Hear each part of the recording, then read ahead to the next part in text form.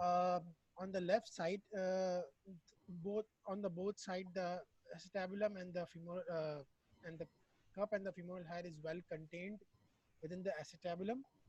But on the left side, there are some loosening in the there is some radiolucency around the femoral stem on the lateral border as well as on the medial cortex of the femur, and uh, it's I think it's a loosening. This Okay, radiolucency that's is very due to good. the That's very good. That's good. But in the exam, you have to say this is a X-ray of the pelvis of a skeletally mature person. It is showing bilateral cemented hip replacements on both sides. The left side shows to be loose. Okay, the loosening is at both at the cup and the stem. So if you say this, you have covered everything without trying to be individually telling what's happening, because you have to say what you want to say very quickly. Okay, yes, so sir. now we know that this is the left side shows loosening. Do you know of any classification of loosening for the acetabular and for the femur? Yes, there is uh, Gurin and the Chandler classification. Right, good.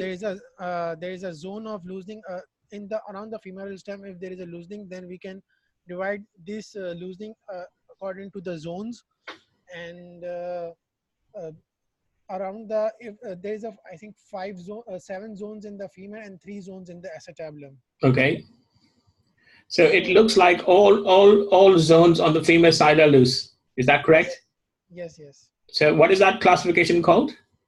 It's a Gurin classification. Is it Gurin not and the Chandler. Dili classification? Uh, it's a Okay. So the Charlie Durin is for the cup and the Dili is for the femoral side, yeah? So on yes. the cup side, what can you see? There is a loosening around the supraacetabular region, Well, it's and all around, isn't it? The loosening is all around. yeah, almost all along. So is there a specific word you can use for both these loosening that will tell somebody, so if he hasn't seen an X-ray and you're on a telephone, what can you tell them? It's aseptic loosening. How do you know it's aseptic? According to if the patient is giving the history, there is no any clue or symptoms of fever. I Uh, didn't tell you that. All I said was he came to the hospital with pain, isn't it? yeah. Okay, so what you have to tell somebody is there is loosening in the acetabular and the femoral side in all zones. There is cavitation, but no defect. Okay. So all the loosening is contained. Okay, how are you going to investigate this patient further?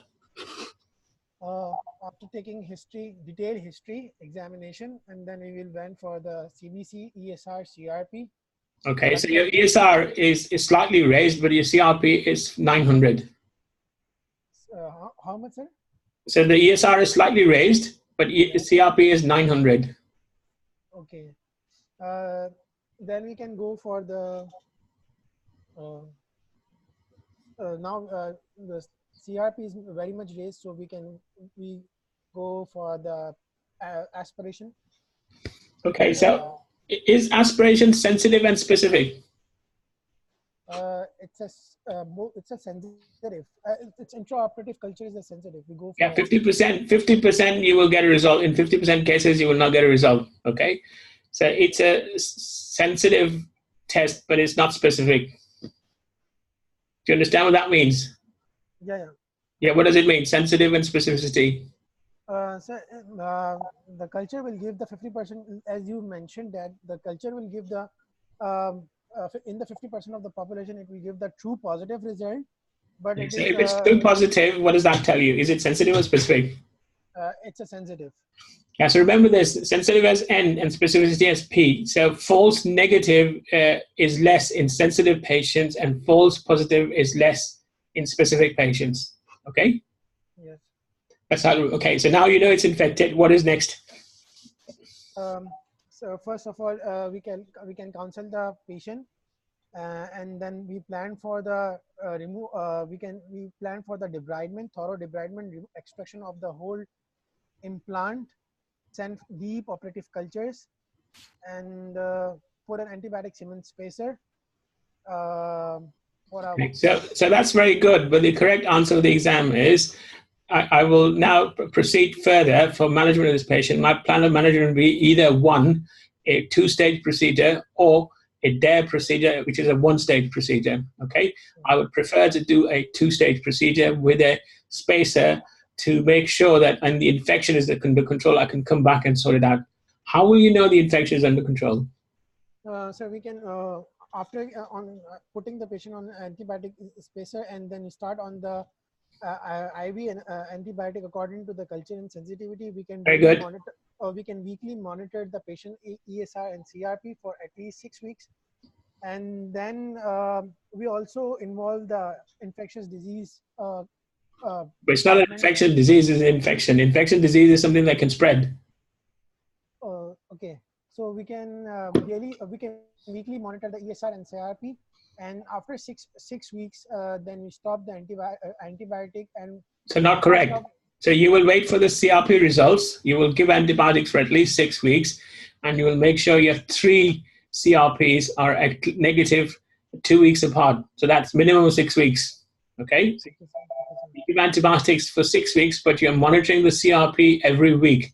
You should have a normal CRP for 2 weeks, for 3 times, minimum of 2 weeks apart. So that's minimum of 6 weeks of antibiotics. So you cannot just stop there. You have to have your CRP, coming down and near normal for at least 3 readings 2 weeks apart. And that's the correct answer. So what's a one-stage procedure or a DARE procedure, and what's a two-stage procedure? So a two-stage procedure in which once the infection is controlled, and then we plan for a second stage once the CRP and ESR is resolved, become within the normal limit, and the patient is infectious free. Then we plan for a second procedure. Oh, very good. And so what is a Kiwi procedure? So I don't know about that. Okay, so the Kiwi's procedure is where you give a articulating hip of a normal hip replacement in an infected patient. So say suppose somebody's used a Charnley, so you can put a Charnley stem cemented and a Charnley cup cemented. However, when the cement is curring, you put the implant up and down so it becomes loose. So although you have a cemented implant but not cemented too well, which means that if you do want to do the second stage procedure, everything will come out very easily. This is called a Kiwi procedure. Okay, so you put an articulating spacer, but cemented, but loosely cemented, so that when you plan to do your second revision, you can take the whole thing apart. Do you understand that? It's a 2-stage procedure, but in the first stage, you take everything out, clean everything, put antibiotic beads or antibiotic gel in it, and cement it like normal, but loosely cemented, so that if the patient is not fit to have surgery in the future, you can leave it in. You can't leave a spacer. Okay? Okay, sir. So anybody else wants to play now? That's good. That's very good. Who wants to play? Come on, guys. I can go again. I know you've done your bit. Yes, guys. You need somebody else to play now. Come on, guys. I don't like passive participation. You have to do this. The exam, if you don't speak, you don't pass. So practice time now. So can somebody please volunteer? Otherwise, I'm wasting my time here. No. Yes, sir. I will play, sir. So who's volunteering? Sir, I will answer. Yeah, I know. I don't know who it is. What's your name? Sorry. Sir, Eunice, sir. Dr. Hey, Eunice, good. So describe the X-ray. The X-ray of the shoulder joint skeletally mature patient, and there is some degenerative changes at the acromioclavicular joint, and I cannot comment on, sir. So shoulder. You call that degenerative changes? So looks like the smaller X-ray. Is what, sorry? This is the best X-ray I've got. So it is an X-ray of the left shoulder of a skeletally mature person, but there is something very grossly abnormal in it. It's not arthritis.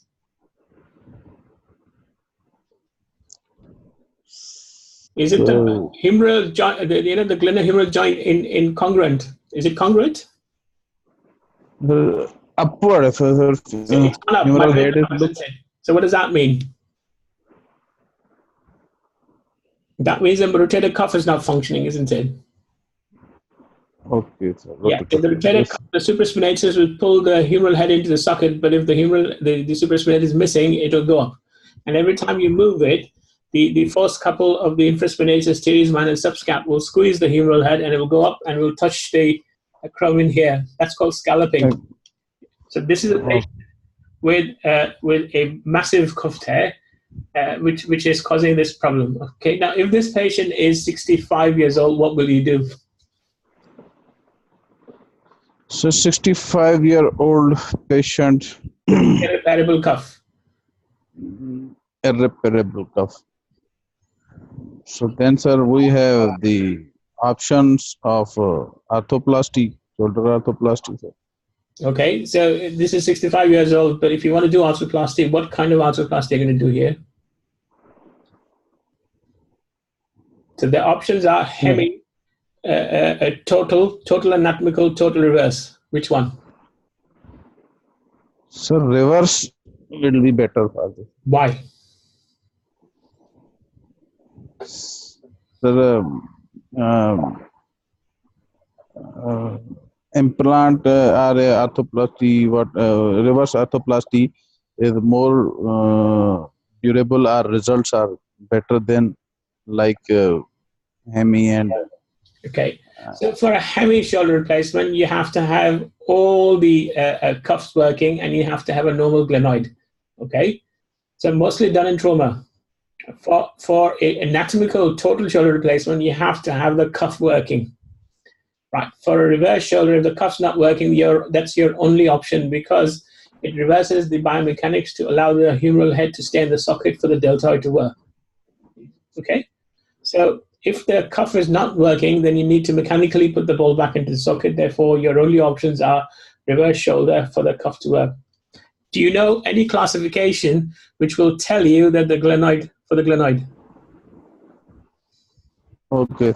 Do you know a classification will tell you what the glenoid looks like?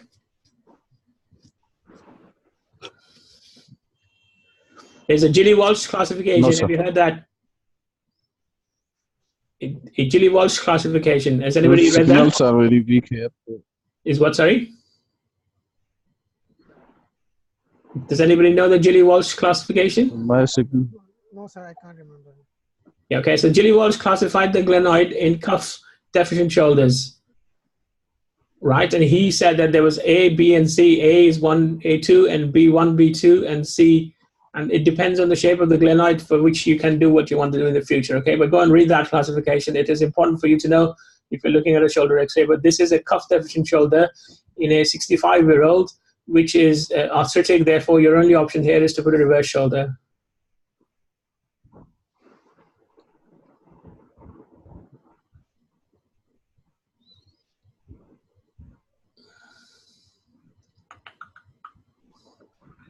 I don't have a nice x-ray to show now.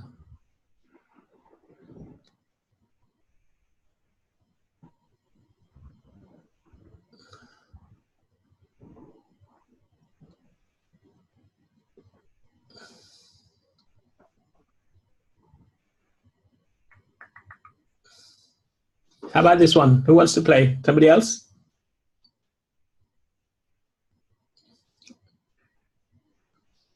Yunus Saab has played and Ghazi Saab has played. I need one volunteer, and we'll do this and we'll call it a day because it looks like you guys are not in the... I can try. Can you hear me? Yeah, we can hear you.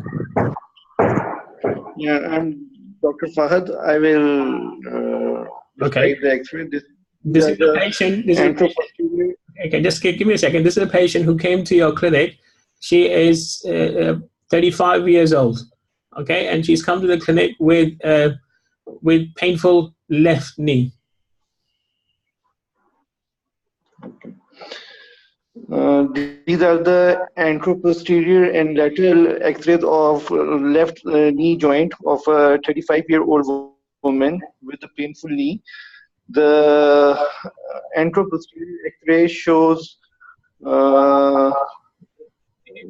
decreased joint space on the medial, on the lateral tibial, lateral part of the knee, and the medial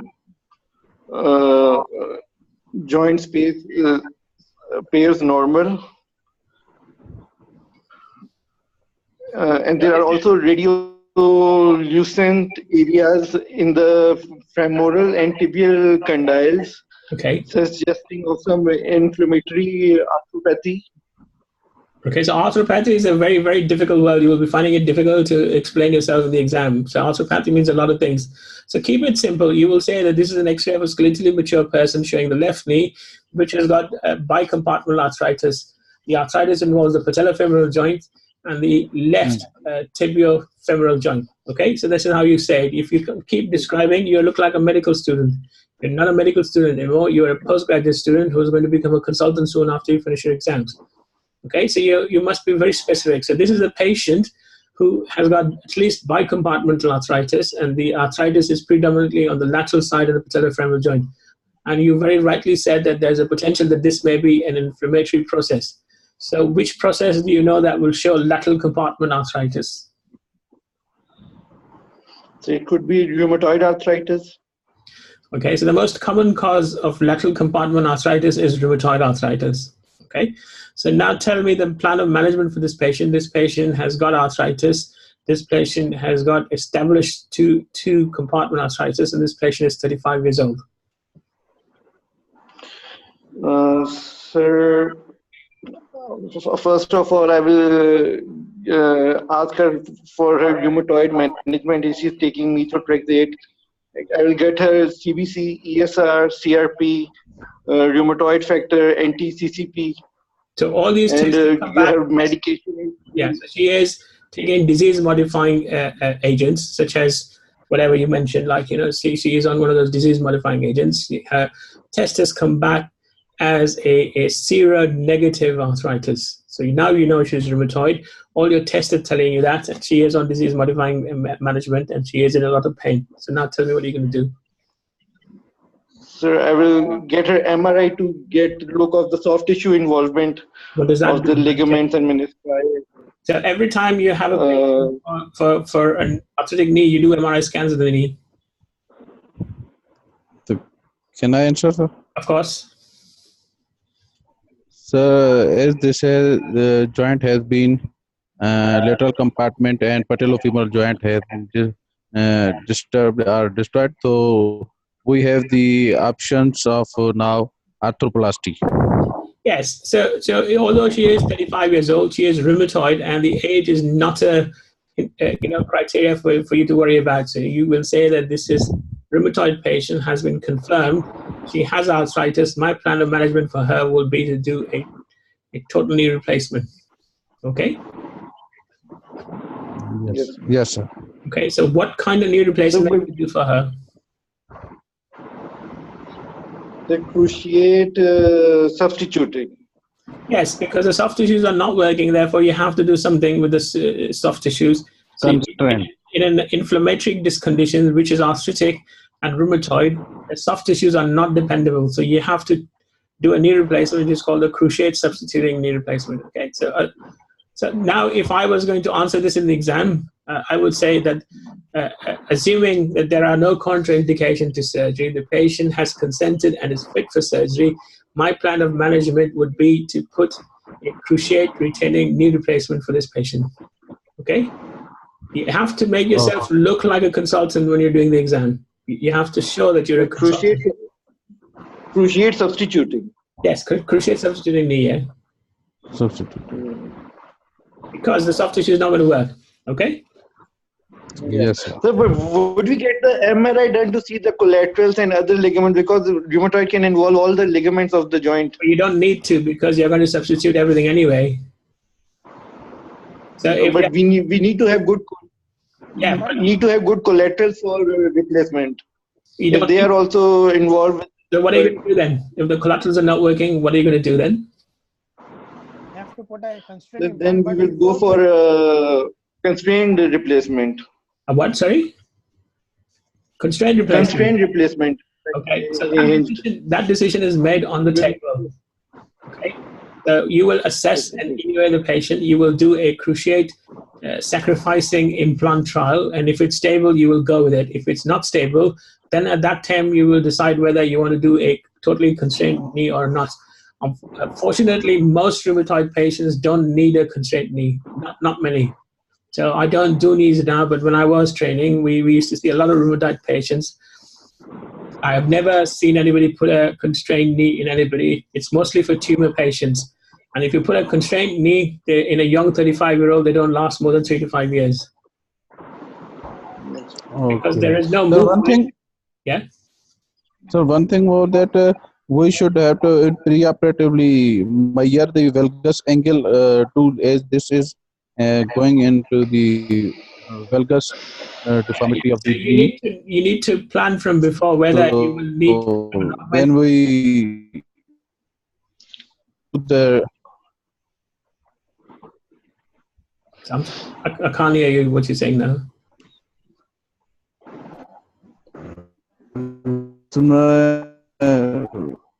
signal थोड़े drop हो रहे हैं पता नहीं Yeah, you need to measure all those things मैं before you पूछना ये चाह रहा था कि वेल्गस Yes, no, I understand. You need to measure all these things. It is called a complex primary knee. You need to measure your valgus angles. You need to mention whether the defect is constrained or not. How much of augment would you need? Would you need to make your joint line higher or lower? These are all things you plan at the time when you're planning for your knee replacement on a pre-op X-ray. You will have to have long leg films before these. You can't just look at these pictures and make that decision. But this is generally, we are talking about a rheumatoid knee and what we're going to do with a rheumatoid knee. However, when you come to specificity, for your stage, you should not be knowing all complexities unless they ask you these questions. You should keep it simple. Okay, sir. Okay, so let's go to something totally different. Final one. Let me go watch cricket. Yeah. So what is this? Who wants to play? Anybody know what this is? Helix valgus. Okay, so are you going to play? So this is an X-ray, or this is a photograph of a person's foot, which shows. So laterally deviated thumb. No, with the hallux valgus. Say things. Don't complicate it. This is hallux valgus. Okay. Hallux valgus. Yes, with bunion. Okay. So how do you have hallux valgus? What is the pathology of hallux valgus? Do you know? So it can be because of a tight toe box shoe. Okay, now you're telling me etiology. So I didn't ask etiology. I asked pathology, pathogenesis. What happens is the toe, the metacarpophalangeal joint subluxates to one side. Then the muscles on each side will pull, and therefore it makes it deformed, isn't it? Lateral Yes, sir, structures basically, are the Yes. lateral structure, medial structure comes laterally, flexor hallucis and Very adductors. good. So They comes medially, and there will be a bowstring, so they will cause the hallux valgus. okay, so how do you decide to do what kind of correction? So this is an X-ray of the same patient. So what can you see on this X-ray?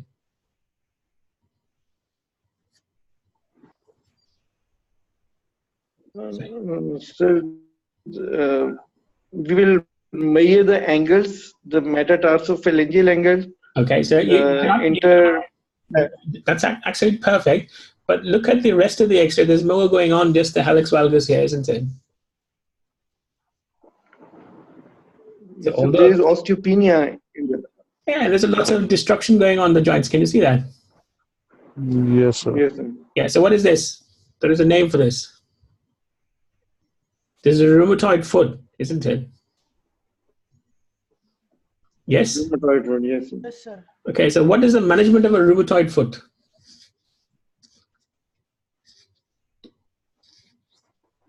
of us, we have to control the disease. Some management with disease modifying drugs. Yeah, you can do that. So, but you're not a physician And yourself. then support, plantar arch support.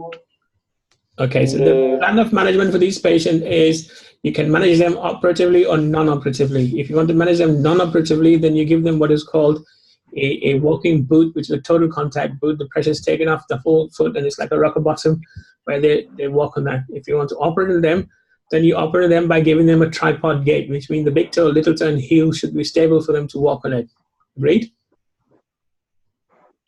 Yes, sir.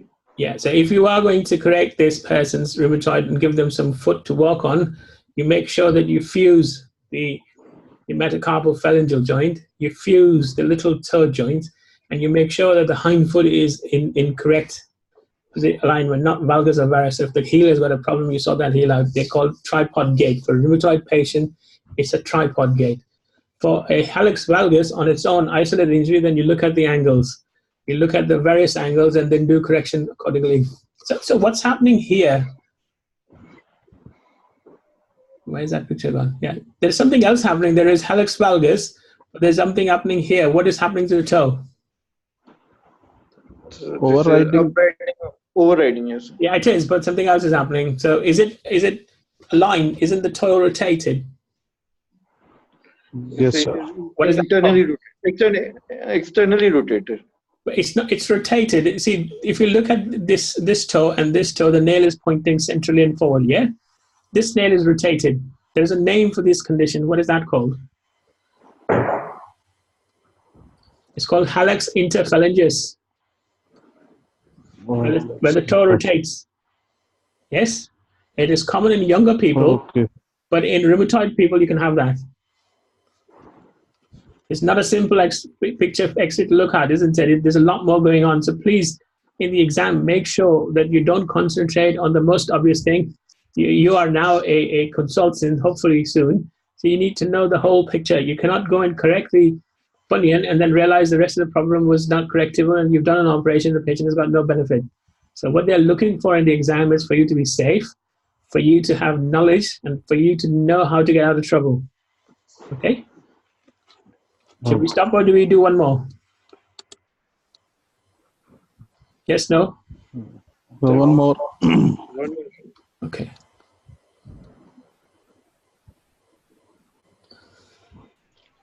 So what is this picture showing?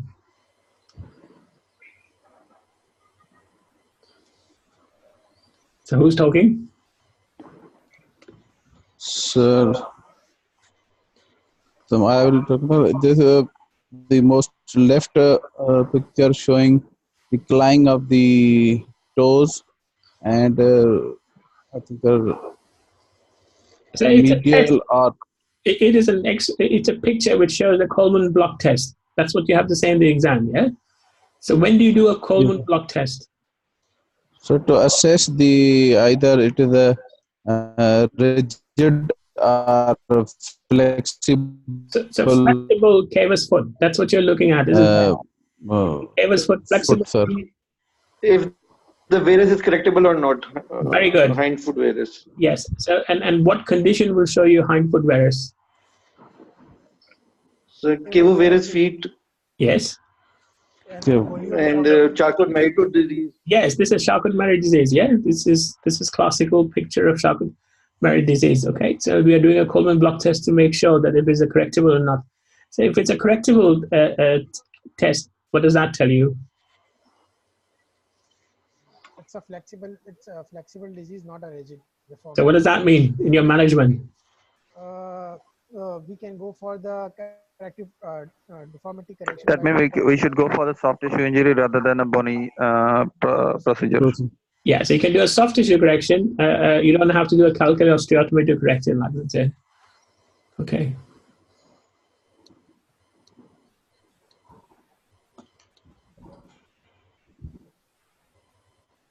Tell me the approaches to the hip. Who knows the approaches to the? There's a posterior approach. Yeah. and a lateral approach. Okay, so which is the most common approach to do a hip replacement? Lateral So hard posterior. approach. Is what, sorry?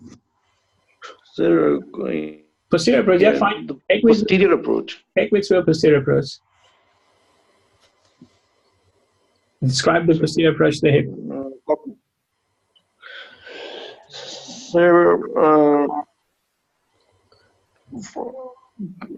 about 2 finger breadths above the greater trochanter, and So before you start, you need to know what position your patient should be. What patient do you want the position to be in? so in the lateral position. Very good. So I will prepare the patient to be on the table laterally. My incision will start where in relation to the trochanter? Do you say 2 fingers above? 2 centimeters above and 2 centimeters posteriorly. Okay. So what about the anterior superior leg spine? What does that tell you? Do you have anything? Is that an important?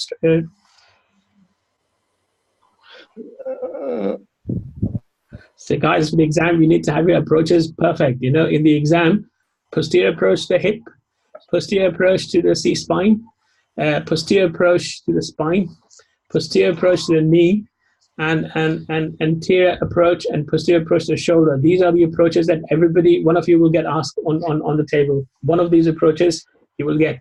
So you need to completely be, perfect with your approaches to the hip, to the neck, to the back, to the shoulder, to the knee, and to the ankle. Okay, you cannot fail that. That's anatomy. So that is not excusable. Incision just make in the line of like.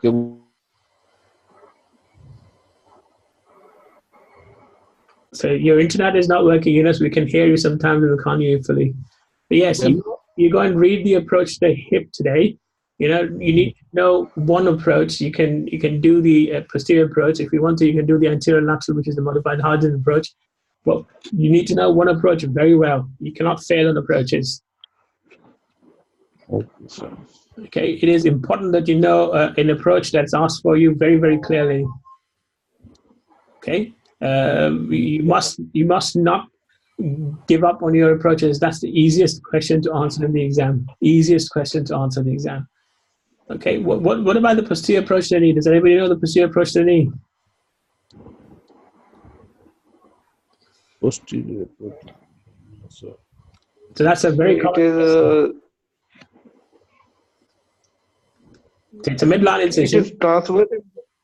It's a midline incision posteriorly, and when you go posteriorly, you find one of the common veins. You find the vein and you follow the vein to the nerve. Sorry, the posterior nerve, and from the nerve you go to the vessel. So now you know where all your structures are. You move everything to one side, and you open the common origins of both the lateral and medial out of the gastric nevus, and you're on the back of the knee. Okay, you must know the posterior approach to the knee. See, I don't do knees. I still remember it from 10 years ago. But these exams, approaches are very important to talk about. Everybody will talk about approaches. I think we'll call it a day today. We'll go and watch the World Cup final. And hopefully next Sunday we'll do something else. We'll do pediatric or something. We'll keep revising it. The whole idea for this is for you guys to be able to talk. It looks like all of you have knowledge, but you have not spoken, so you find it difficult to talk. The whole idea for this is to practice to talk. People don't fail exam because of lack of knowledge. People fail exams because they can't talk. Okay, so next Sunday we'll do peds. Okay, we'll just start peds, but eventually we'll keep doing mixed things. But I want you guys to participate and talk. The more you talk, the better you're going to be. Okay? Okay, sir. Okay, Let's go and watch cricket. Yeah, it's a big game today. Yeah, I think New Zealand is batting, isn't it? Yeah, New Zealand is batting. Okay, good. We'll see you soon. Thank you, sir. Okay.